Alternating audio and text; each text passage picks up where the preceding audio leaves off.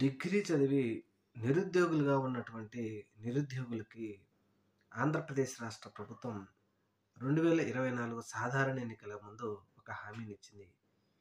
ప్రతి నిరుద్యోగికి వారి ఖాతాలో ప్రతి నెల రూ. 3,000 జమ చేస్తామని.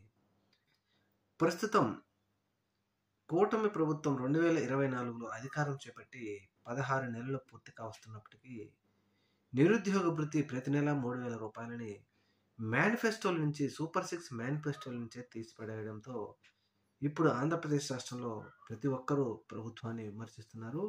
నిరుద్యోగ భృతి ప్రతి తమ్ముడికి ఆంధ్రప్రదేశ్ రాష్ట్రంలో చంద్రబాబు నాయుడు గారు ఇస్తాము అని హామీ ఇచ్చి ప్రస్తుతం నిరుద్యోగులకు ఎటువంటి సహాయం చేయకపోగా సూపర్ 6లో పెట్టినటువంటి హామీని తొలగిస్తారా?